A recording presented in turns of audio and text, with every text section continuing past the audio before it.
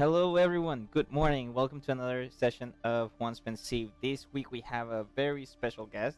We have Andres Cajiao, who's a good friend. He's also a co-founder of multiple things, but right now he's focused on Torre, former head of growth at Platzi, endeavor entrepreneur, a bunch of things, but also someone who enjoys a good restaurant, loves the freedom that comes with traveling, a former landlord of mine temporarily, and someone who is invited to my wedding but hasn't seen the invitation yet.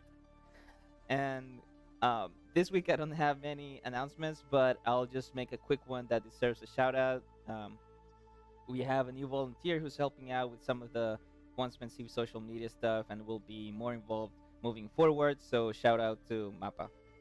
Now, because we have a lot of questions to go through with Andres and a lot of interesting things to talk about, I'll share the screen now and present to you Andres. Welcome, Andres. Thank you so much for being here. Thank you for your time. I know you're a very busy entrepreneur, but appreciate you being here. Much for having me, and congratulations on the show. Thank you. All right, so I did send over a couple of questions. Let me know if you got them in advance, just to make sure. And awesome. The format that we're gonna follow is that we'll try to go through as many of these questions as we can, but we'll also gonna open to any questions. We have a couple of questions through the Instagram widget that people posted some questions there. So let's start with on the beginning, basically. In a tweet-long commentary, how would you introduce yourself in a professional environment? So right now, I would introduce myself as a person in the intersection between product and marketing, which is what we call growth.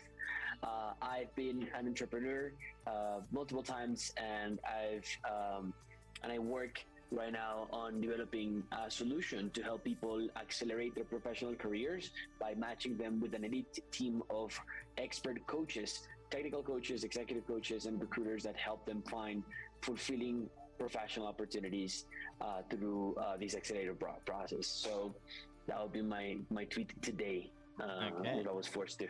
and how does that differ from a tweet long commentary on how you introduce yourself on the personal side? Well, that's actually a really, really tough question, because we associate ourselves so much with our work and what we do. And I would say, unfortunately, that's also my case. I've been dedicated to my work for the past 10 years or so. But let's say I was in a personal environment, I would simply say I'm an entrepreneur. I like to build software stuff. I like to build platforms. And I will also probably introduce a couple of my passions here and there. I want to learn how to cook. I want to travel more. I love listening to all kinds of music and exploring new music. And hanging out with my friends, as much as I can, enjoying a good travel with them, good meal. That'll be the difference, I would say, for now. Great, awesome. I'll ask you a very cliche question, which is, where are you now, and where are you going in the next 5 years? So I'll assume we're talking not in a literal sense of physically where I am. Yeah, correct. But so I think that right now I'm in a point where I am. Right now I'm at a point where I am trying to put my craft, my capacities, my skills, as much as I can into a single laser focused effort, while also trying to integrate my work with my life in a more balanced way, I would say. And I am trying to figure out if that works. So what I mean by that is I am laser focused in a single project that requires my product skills, my marketing skills, but also requires my leadership skills, which I'm developing and where I'm focusing the most. And then I'm hoping that through this process, which I don't know how much time it'll take, how long it'll be, I'm hoping that it'll allow me to, in 5 years, be in a position where I can be leading multiple efforts like the one I'm working on right now. So right now it's a single one. In 5 years, hopefully, this one will be successful, and I'll be leading several more and continuing to work on the work-life integration with a more balanced approach. Awesome. That's great. That's a very interesting approach. But to understand where you see yourself going, How do you get there? How do you get to the point where you are right now? Because you are in that position where you can focus on one thing, so that in the future you can focus on multiple and have a greater impact. But how did you get to where you are right now? Can you give us a little bit of background? Yeah, sure. Um, so what's interesting about this is that I've gone from doing a lot of things and then back into doing a single thing and then again doing a lot of things and now again doing a single thing. And I think that that is sort of the process I've went through by sort of going out, tasting the waters, trying different things, and then choosing where do I want to focus. And then once I've gone through that process, I figured, okay, it's time to broaden my spectrum again, try different things, and then focus again. So I'm gonna tell you a couple of highlights on the story and the background to sort of guide you through how this process has been going Awesome. through. So I started doing online marketing when I was 13 years old. That was back in Brazil. I was a freelancer. And I started working because I wanted to have the freedom associated with working, with doing work, not necessarily being an employee, but more as a freelancer. So I started doing video marketing back then. Then started learning, how to build e-commerce sites, and started building e-commerce sites, and then started learning how to do some basic, web development. Also did some freelancing on that front as well, and all that combined, and sort of I tasted the waters, right? And then I focused on a single area, which was I wanted to focus a lot into online marketing, more specifically social media marketing. And so that's when I took a course on the topic. It was locally here in Colombia. And I was able to learn about social media marketing. I was offered a job as a community manager, which is the lowest of the lowest jobs you could get. It's the entry level of the entry level. But that was amazing for me. Good story there. When I was negotiating my compensation, at the time I was 14 or 15 years old.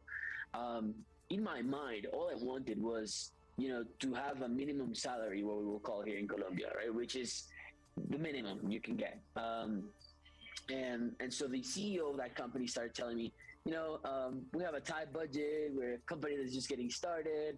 This is I'm sorry, we can offer more. So in my mind, while he was saying that, the minimum I was expecting, instead of being the minimum salary, the minimum wage, it started to get lower and lower and lower, at a point where I was like, dude, if you pay me for the bus ride here and my lunch, I'm set. Like I'll work for that, which amounted to like, half a minimum salary, or even less at the time. And then he made the offer at the end of that introduction, and the offer was for like 40% more than minimum wage, which is still like, very little money, but it was 40% more than minimum wage, and I was surprised at the time. I was like, let me think about that and get back to you. But I was excited to have my first more than minimum wage salary at the age of 15, 14. So I never focused on social media management, community management. And then I started broadening that focus again. I grew into being a marketing coordinator at that company. That was, just 1 year that I was there. And then being a marketing coordinator, I started to get a lot of clients coming my way, sort of asking for freelance gigs. And then it just got into a point where I was doing more freelance gigs than actually my 9 to 5 job. And so I was like, okay, it sounds like it's time for me to set up a business, a proper business. And so with the help of, my former boss, and the help of my mom, I was able to set up my first business, which was an online marketing agency. So that agency was, again, broadening my spectrum, right? And I was able to work with all kinds of clients. I was able to do all kinds of online marketing work. I was able to taste the waters on what it's like to be a leader. And at the time, I wasn't really a leader. I was more of a boss, which was a very shitty 0.1 beta version of leadership. And I had the opportunity to learn a lot of things, right? So I joke about this, but at the time I was learning how to sell everything from sex toys online all the way to fiduciary rights for hundreds of millions of pesos, which is like tens of thousands of dollars, and with sales teams and like, oh, Oop, lost your audio. Lost your audio.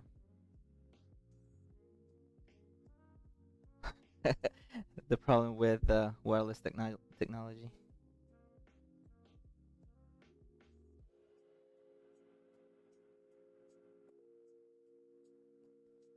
All right, we can see you, but still can't hear you. This is very classic, There we right go. when AirPods.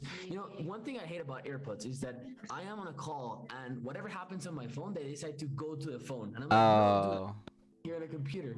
So it's resetting right now. Sorry about that. all good, all good. Let's see this. AirPods, here we go. Speaker, can you hear me well? We're All back. right. So we're back. So yeah. So I was able to learn how to sell all these kinds of things and work with all kinds of professionals because I had the small business owner that was trying to struggling to get the business started, and I also had the corporate marketing director that had this huge budget, and sort of learn how to work with all these people. Through that process, I realized that I really didn't like the idea of just doing marketing for like traditional stuff and like stuff that didn't really change the world or didn't really change anything. And so and also I realized I didn't want to work on marketing stuff for the sake of marketing. I wanted to actually create stuff that I could put a lot of effort and sort of be working on it for a long term. Thing with marketing and marketing agencies is that client comes in day one. The same day the client comes in is the day you start losing them, right? And so at any point, they could go and whatever efforts I was working with them and whatever projects I was working with them, they will go with them, right? So I really wasn't owning the effort that I was putting into it. I was just selling that effort to someone else. And I wasn't even owning it in the sense of like, it's my company or whatever, but also in the sense of like, I'm going to be able to invest into this considering an infinite timeline. And I think that's very important. Investing into stuff considering an infinite timeline is liberating, it's life-changing, etc. So you can't compound on stuff that it's not, you cannot compound on stuff that is not being built on that sort of infinite timeline. So that was the background of that. And then, so I decided to go into digital products. And when I was researching how to do that, I tried some experiments, blew a lot of money, and learned a lot of stuff.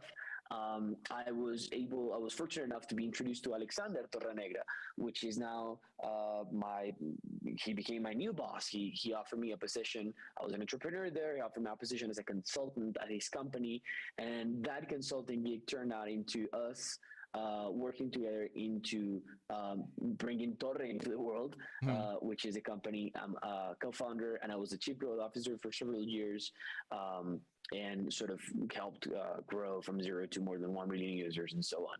So that was, so I left my agency, again, narrow down the focus into, okay, I'm going to work into just the one thing, this Torre thing.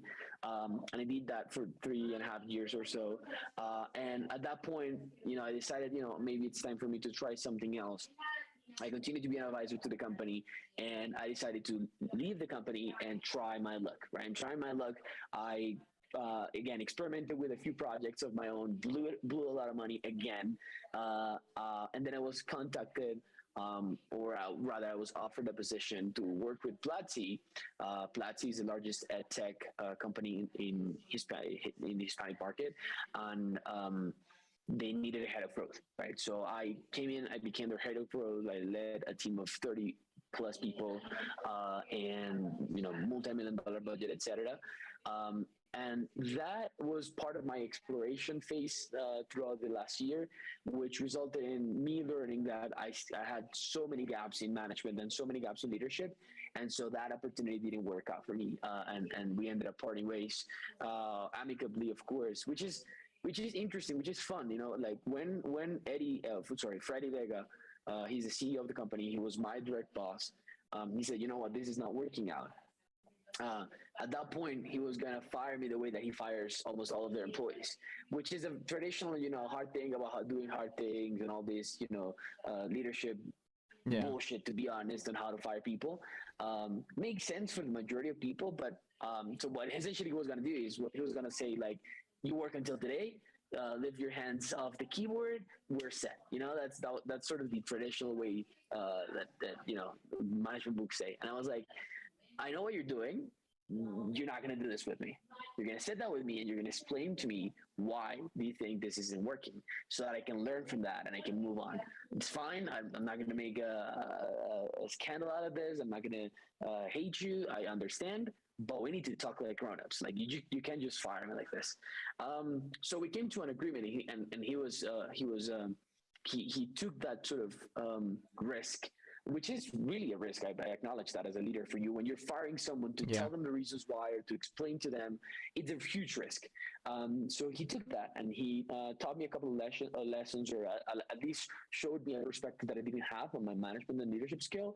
And so I thanked him for the opportunity and the company, and I moved on. And through that moving on, something that I didn't tell you is in the middle of that, Alex contacted me because he had a project he wanted us to work together, and I was like, dude, I'm at Platzi full time. I cannot work I cannot resign right now. I'm here committed, and so I offered him to work as a consultant part time, again similar to what we started doing when we started Torre, and so he agreed, and we came to terms on what I'm working on right now, right?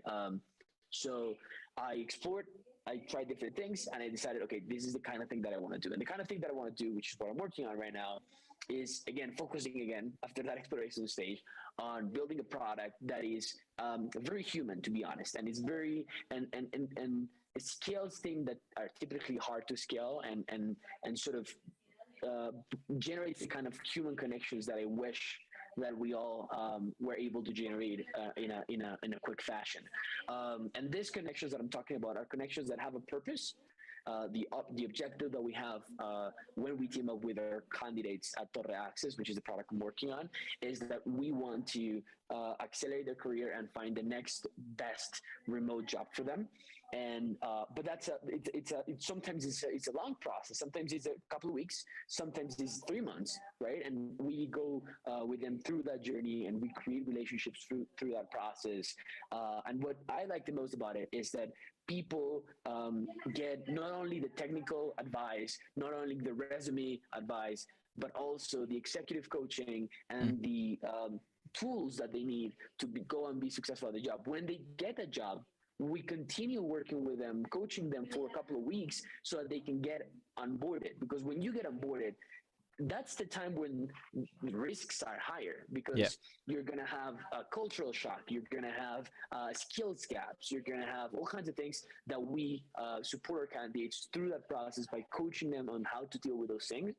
And so I'm sort of focusing on developing that experience right now with a wonderful team, with a wonderful little rock band, as I call them, and as a mentor of mine told me to think about, and sort of that's sort of the whole background and context of how we got here. I just took 10 minutes out of your time. I No, apologize for it's the perfect. long It's answer. perfect background. It's an amazing background. Thank you so much for sharing all the details, because I think people might just see the LinkedIn profile or the Torre bio and and just see the positions and see how you can continue to move on, but they don't see the things behind the scenes, such as, that tough conversation, the asking for feedback as a crucial element for your own progression and your own even mental health, I would say, because I've been fired in the past in very bad situations, like personal situations, context, and then I get fired, and they're like, just leave. I'm like, but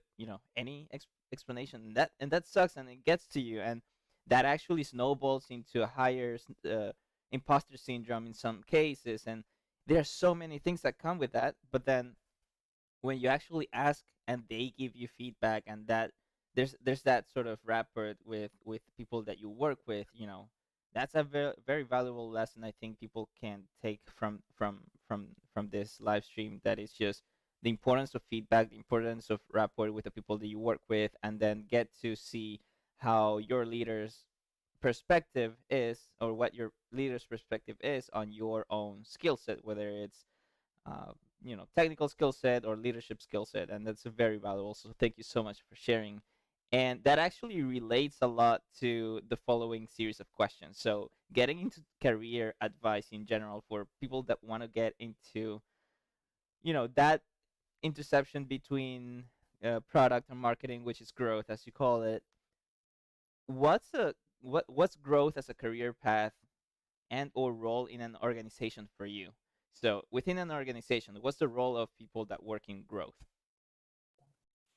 So the role of people that work in growth within any organization is to be the transversal team that unites or unifies all kinds of siloed teams, typically, um, in the with the objective of experimenting and pushing certain objectives forward through systematic experimentation. Right. The way I like to think about it is that in any organization that has reached product market fit and is established, you will have naturally a team that is focused on operating whatever it is that got to product market fit.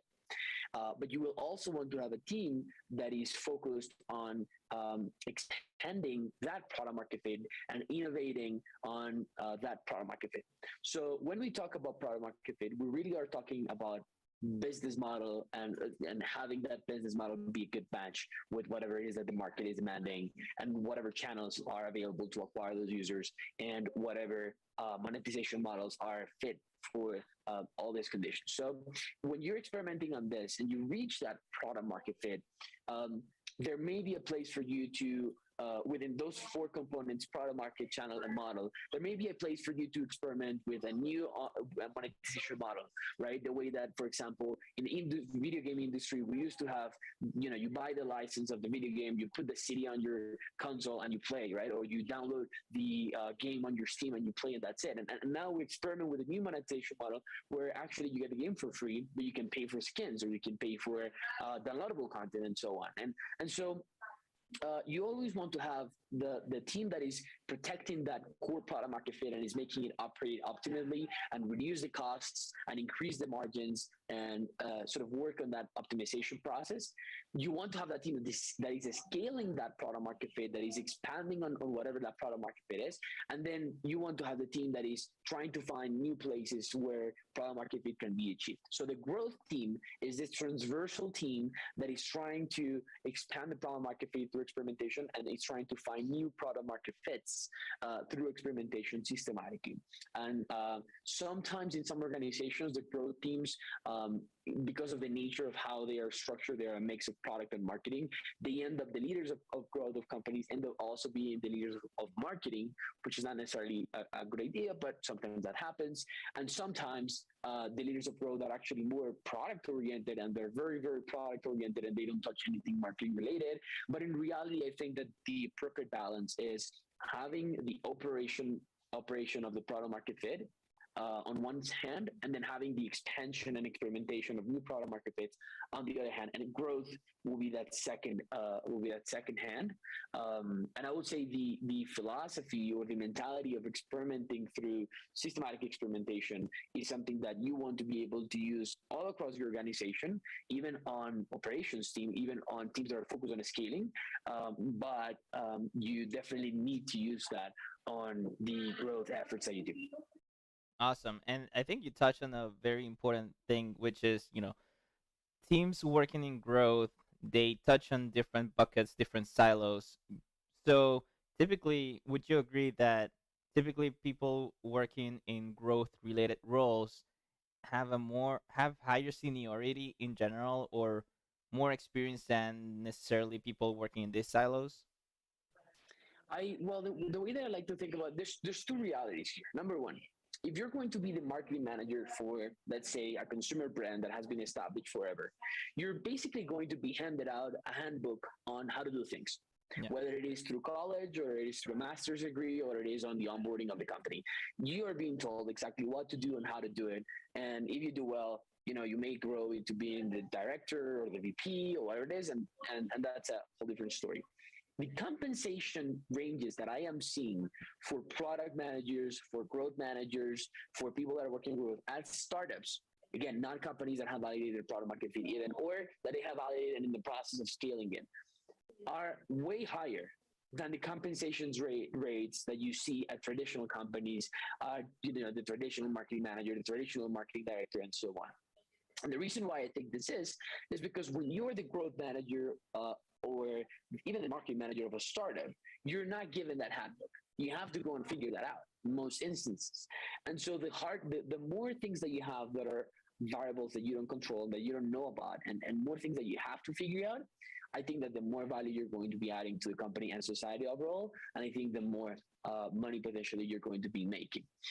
And more importantly, the more seniority you're going to have, because to figure things out when you don't have a handbook is harder than to just do what the process tells you, right? And so that doesn't mean, so it sounds like, of course I'm advocating for that because that's what I do, right? But it's not like it's, growth managers are better than marketing managers or whatever. No, I'm not, nobody's better than anyone, but it's just a matter of challenges are different, expectations are different, and the kind of pressure and sort of tools that you have are different, and they're compensated differently.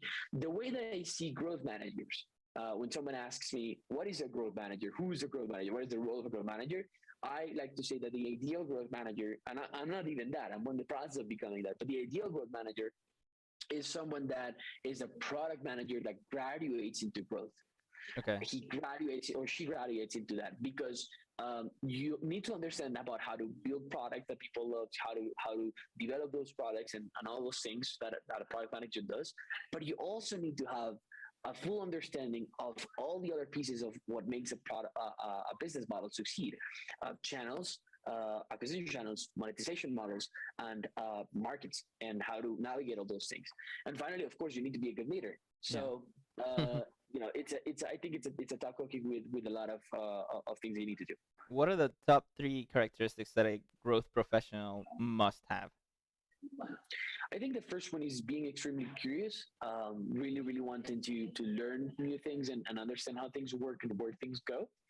The second one is, I think it's a lot of ownership. It's really, really owning the outcome and ensuring an excellent input and output.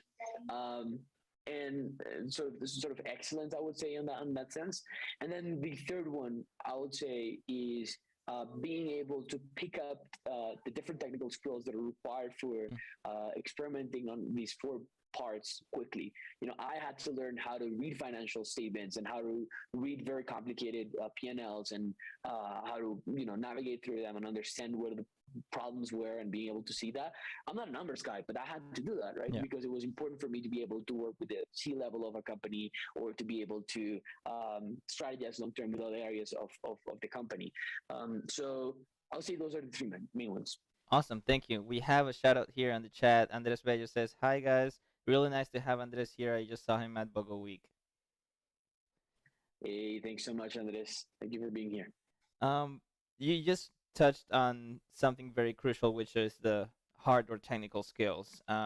What are the top 3 technical skills that you would expect a growth professional to have in this role? It really depends on the kind of company they are joining and their stage, and also the area where they're getting started.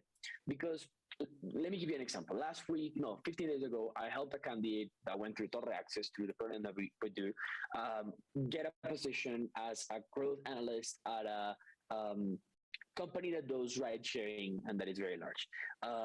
And so through the process of helping him, I realized this person has no idea, has very little tools on the marketing side of things, very little tools on the product development side, but it's very, very proficient on data and data analysis. And he was being hired as a growth analyst with a focus on data, and sort of that's where he was going to get started. So, of course, it depends on what role we're talking about, because the growth teams they're transversal. Yeah. So you have product people, you have data people, you have engineering people, you have marketing people, and sort of.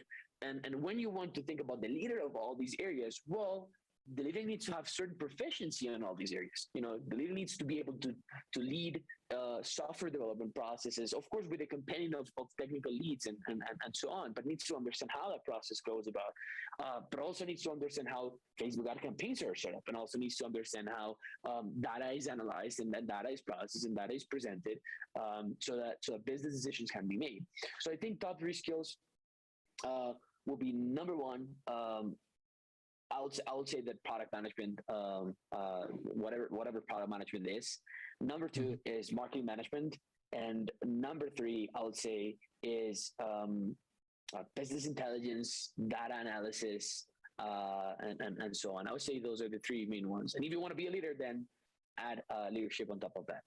Yeah, and it's interesting that for project slash product management that you mentioned as the first one, and then marketing management, you're talking specifically management, or you're using the term management because it requires to understand like the how to get it done as well. Like if they were to execute themselves, they would have at least that basis. But then you also mentioned the management aspect, which is uh, being able to lead and execute with teams, right? So that I think that crosses over to like the soft skills or non-technical skills required. Are there any other non-technical skills that you would suggest or that you would look into?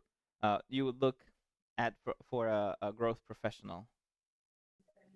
Well, if you're going to be transversal to many teams, naturally you're going to come up with a challenge, with a leadership challenge. And leadership is a huge universe on its own. It's not just about you being able to make decisions. It's also about you being able to communicate effectively. It's also about you being able to influence other people. It's also about you being able to have the empathy of understanding the perspectives of all the people that you have to influence and you have to lead. Because leadership is not just you being a boss and having reports. Leadership is also you leading through the sites, meaning to the leaders of areas that you want to influence, or that you want to work together to come up with the best possible plan and best possible execution, and also upwards. The people that grow the fastest on whatever professional area they work are the people that learn or are naturally able to lead upwards effectively. And so I think that those four main ones are crucial here in terms of soft skills, because again, as a transversal team, you are going to have to work with all kinds of personalities and all kinds of teams and all kinds of leaders. And sometimes you're not going to like very much the way that they do certain things or the culture that they have in terms of communication styles or approaches to solving problems or whatever. But you're going to have to be able to work with that and make a great, make something great of that. It's very insightful. We have a question here from Chad. Says, let's say you're a new growth manager at X company. What would be your first approach? Where do you start? Well, the first thing that I will do, I'm going to tell you what I did. So the first thing I did was uh, talk to all the customers that I could, and sort of understand, what is their job to be done, what are the problems that they see, why do they hire this product, what do they hire these products for, and sort of where are they going with this, right? And there's all kinds of product related questions that you can do, but interview clients of the company. I actually did this before becoming, so I'm talking about the head of growth experience at Platzi. I did this before becoming the head of growth at Platzi. I talked with like 10 different Platzi students and also a couple of teachers. I was able to learn even before accepting an offer, even before getting an offer. I was able to learn a lot about, where the company was standing in regards to that. The next thing I did was, of course, interview with the team and sort of learn from the team. I wish I had more time to build more rapport and a better relationship with the team, including upwards, but I didn't. I didn't invest enough time on that, and I also didn't have enough time to do that. If I went backwards, I will try to put more of that time there, getting to know the team members, getting to know where they are, deploying more empathy, I would say, will be very, very critical for me. And then the next thing is, once you know the market and the client and the customers and the way they perceive it and the jobs to be on, and once you know the team and where they are, what are they trying to achieve, what are their biggest blockers, etc., you want to come up with your 90-day sort of action plan. And your 90-day action plan, you do that so that you have clarity, of course, but also so that you're completely aligned with anyone that you need to get aligned, right? Because you don't want, you need to be dictating that process of you getting on board into the company, not the other way around, right? Because you know what you need to be successful. You know what you need to be able to deliver. You know what you need to be able to generate the results that the company is expecting, but also for you to be able to be comfortable doing your job. So you need to go up and draft that 90-day and share it with your leadership and share it with your peers and share it with your team. So that was the first thing I did. And once I did that, my plan was set, and it had this was one of the biggest problems that I had. People had doubts. People didn't really understand some of the parts of that 90-day plan. People didn't really buy some of the parts of that plan. But because they didn't know what I had to do, to be successful, and they really weren't sure exactly what ahead of growth was. To be completely honest, they were like, okay, if you say this is what we have to do, this is what we have to do. So we didn't have that friction in the beginning because they wanted to try to give things some freedom to get things done. And so through those 90 days, that plan started falling apart because I was being asked things that were not inside that plan. I was being asked for results that were not inside that plan. And I was being pulled by all these different directions that were completely outside the plan. So the third thing I would say is you need to review that 90-day plan on a daily basis, right? Like what aspects of this am I seeing that are falling apart or where I'm being pulled from, and how can you reevaluate this? And you really do need the support and the buying of everyone. You need the support and the buying of people up, people to the sides, and people down. If you don't get that, it doesn't matter how beautiful your plan is. It doesn't matter how technically appropriate it is. It doesn't matter how the strategy makes sense. You're not going to get the results. Awesome. Thank you so much for that answer. I think it's very insightful. Please keep the questions coming in, guys. I think you answered this question, but so you've talked about people going from product management into growth. You've talked about people in marketing going into growth. You've talked about data analysts, data scientists, or people that are really good with data going into growth. What are the other?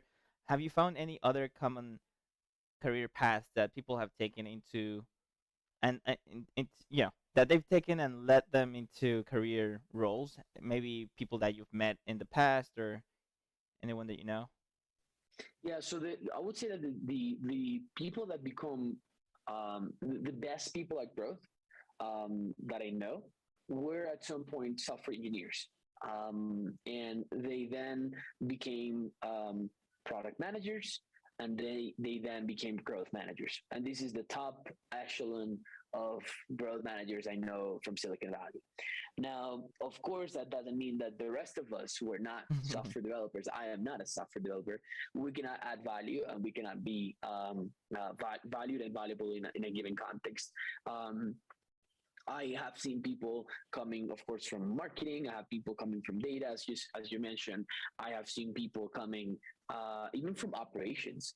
I had the chance to work with a couple of people on my team that were helping me with growth stuff, and they were coming from operations. So it's you know, I think that growth is very, so long you want to work on product, work on marketing, and sort of work on the intersection between these two to expand or come up with new product market fits. I think you're gonna be a good fit for a growth team. I would say. Awesome. Thank you so much for that answer. Now, there is one section of this of my list of questions for you, which is a little bit more philosophical, which is if you were to build an academic curriculum for a growth degree, how would you picture it? How long would it take? How would it mix theory versus practical empirical knowledge? Ha- have you thought about this in the past? I bet you have at some point at least. But how would you build a curriculum for a growth career for anyone that wants to start? I think there's essentially two big parts to it. And yes, I have thought about this. More specifically, I thought about, if I were to create some sort of growth education, especially for LATAM, what would I do, right? I think there's two big components. One big component is the things that are going to be with you as the tools that you will go and use whatever you go, whatever you do as a growth leader.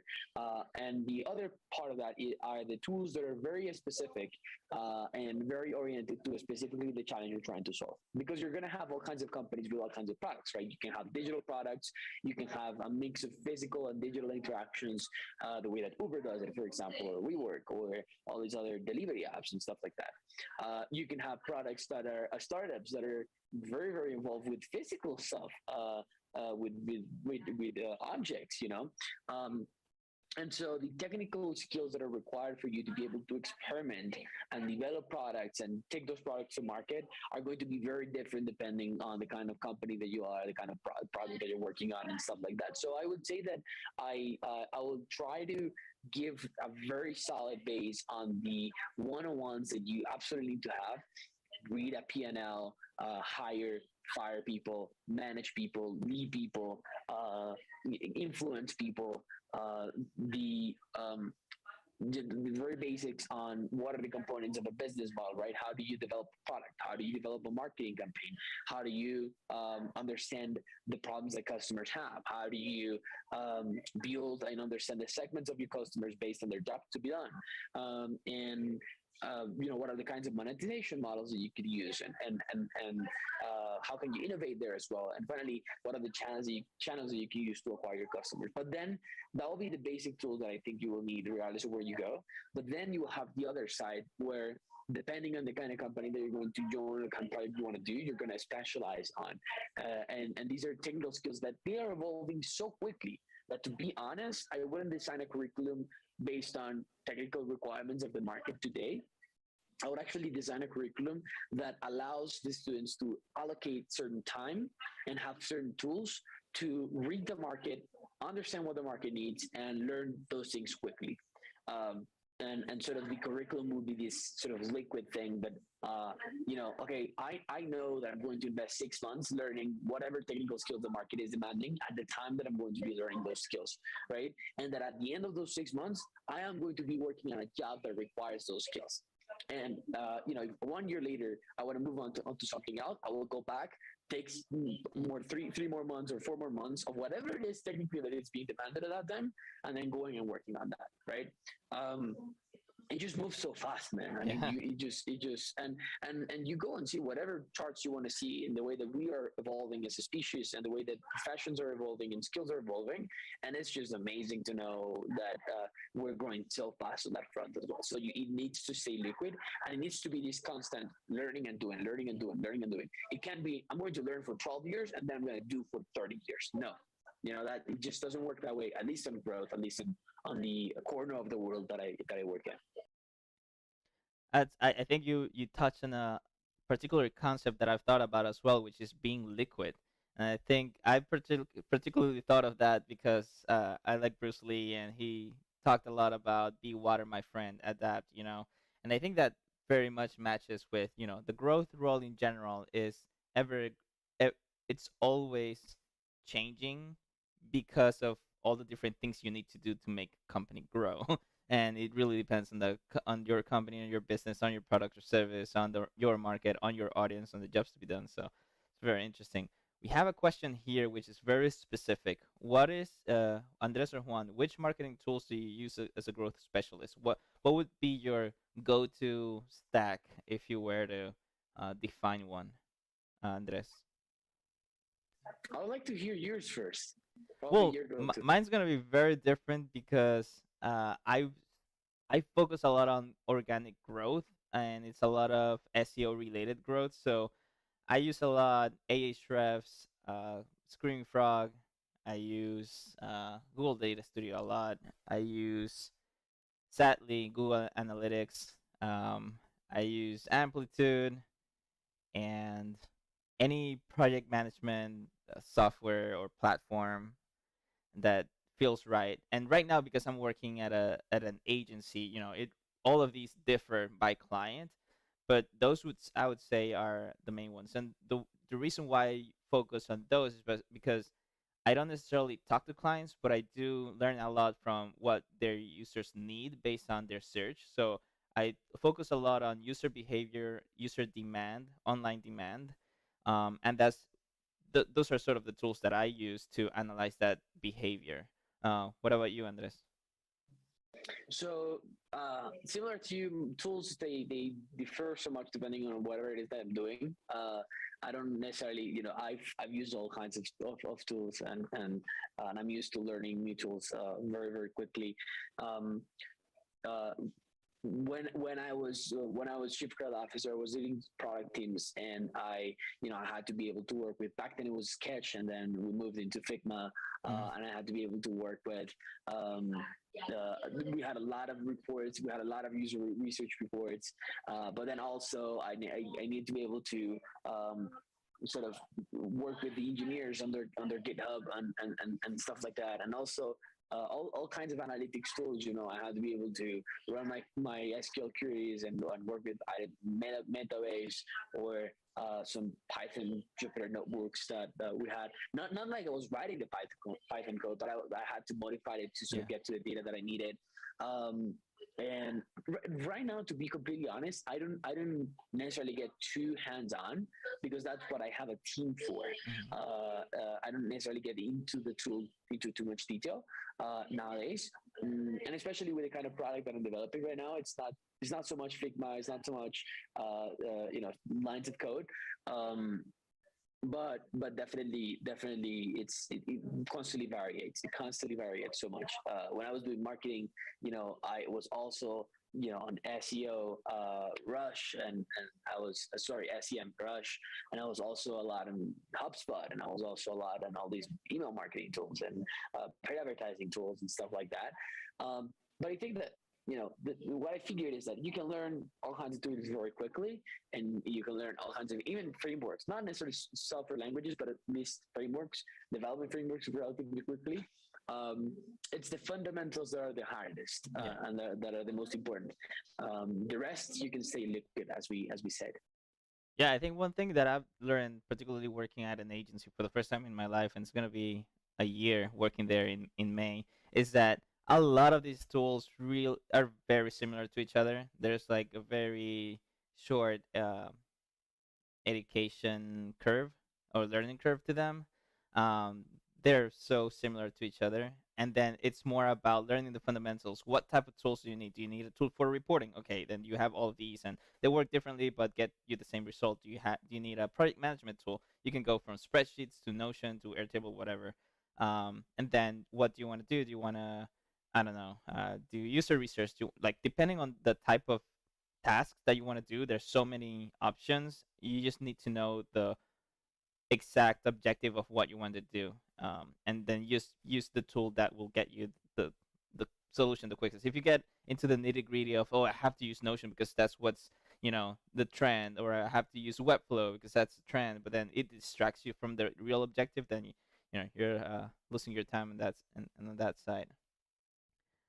So Fully agree. let me check Instagram real quick because I did see a couple of questions there.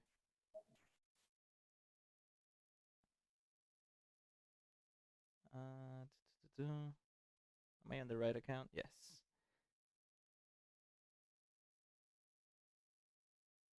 All right. So,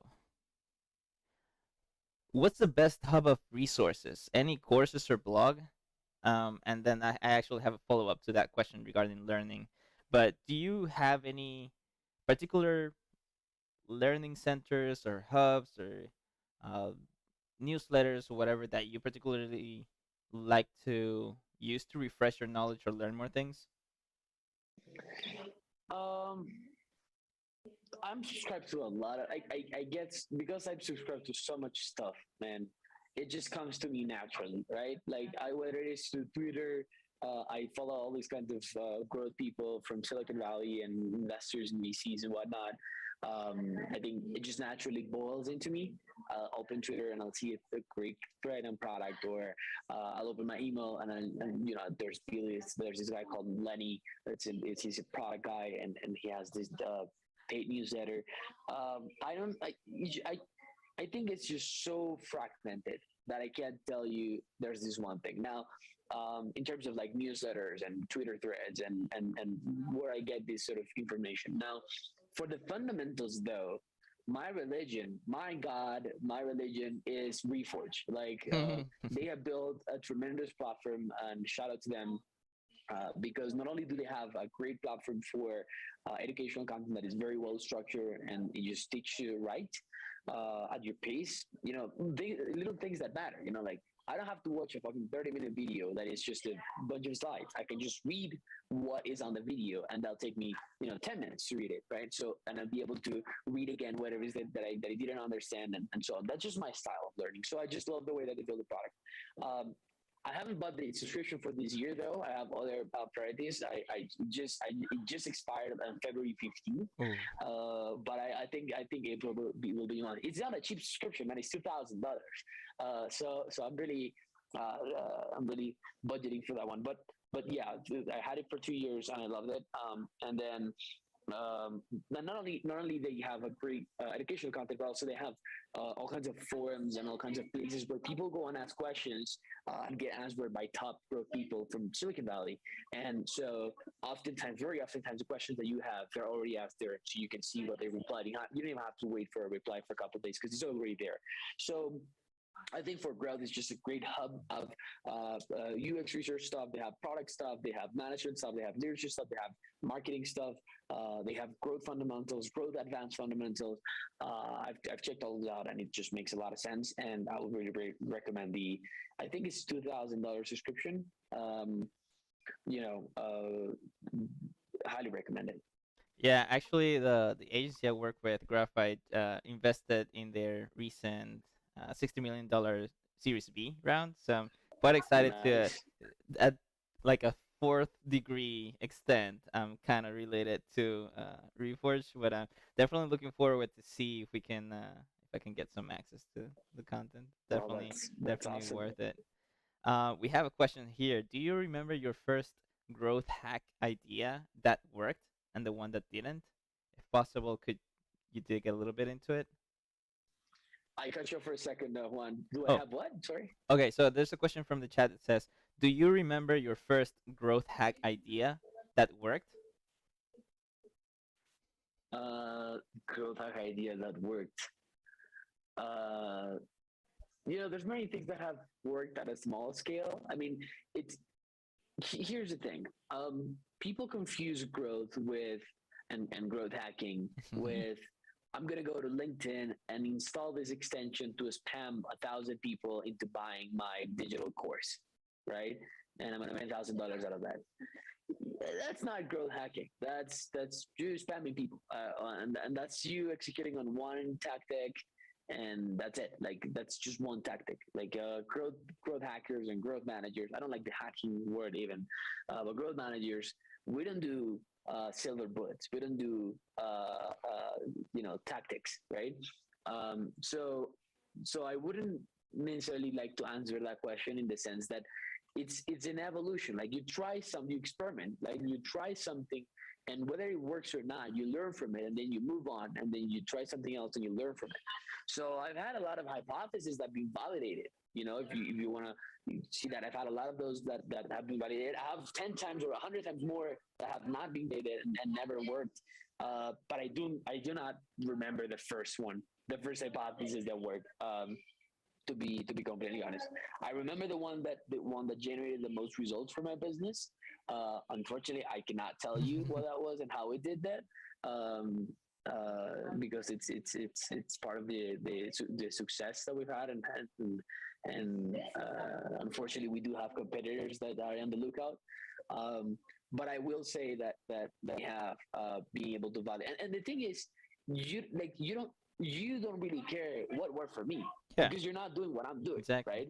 What you care about is what is the methodology that I Yeah. follow to be able to experiment systematically, learn, and then come up with new experiments and put them into the market as quickly as possible. That's what you need to learn, because when you learn how to do that, it doesn't matter if you're building a Torre competitor or you're building a company that buys and sells car like Kavak, or you're building a delivery app like Rappi. It doesn't matter. Like if you learn the methodology, you are going to be, and you work hard, of course, you are going to be successful.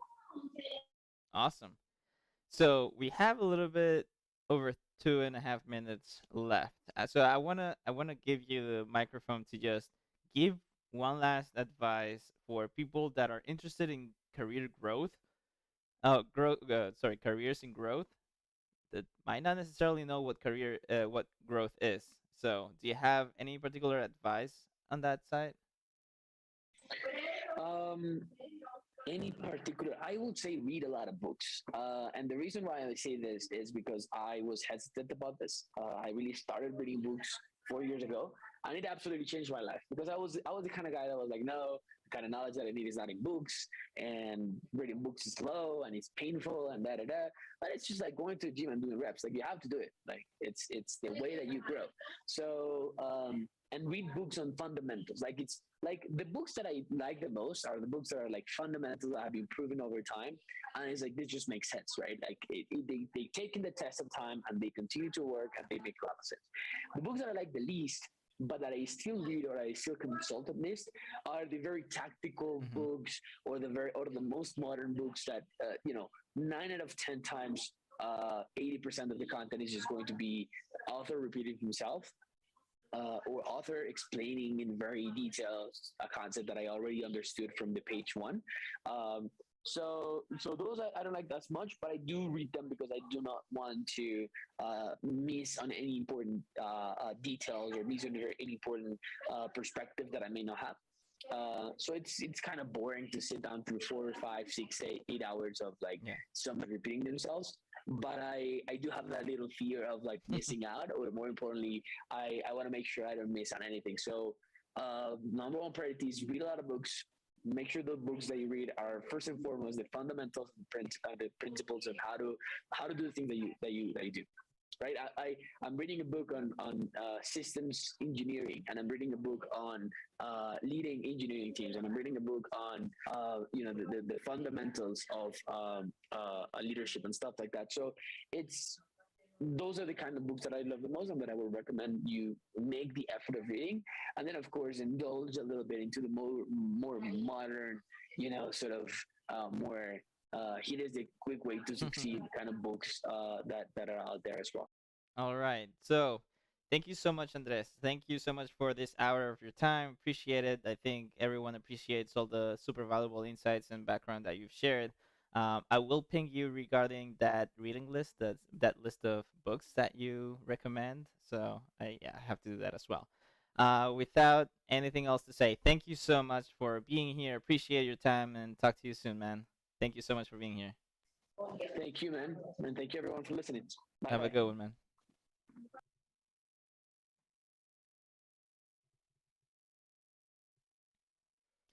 Well, there you have it. So we had Andres Cajiao, a very awesome dude that has had great experience, ups and downs, and everything included on growth as a career.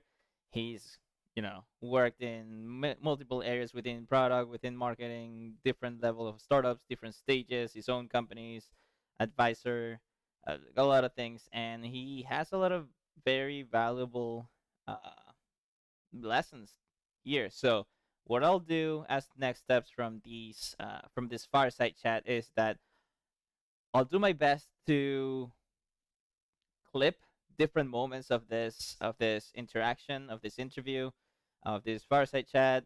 I'll leave the recording live, of course. It should be uploaded within the next few hours, and then I'll also transcribe the most important bits, the ones that I feel are the most valuable from this interview, to have them in a Medium article. I'm still not sure which format, but I'll definitely be sharing transcription, like a written version of this live stream. We'll have the full recording, and then we'll have clips of different moments of the fireside chat.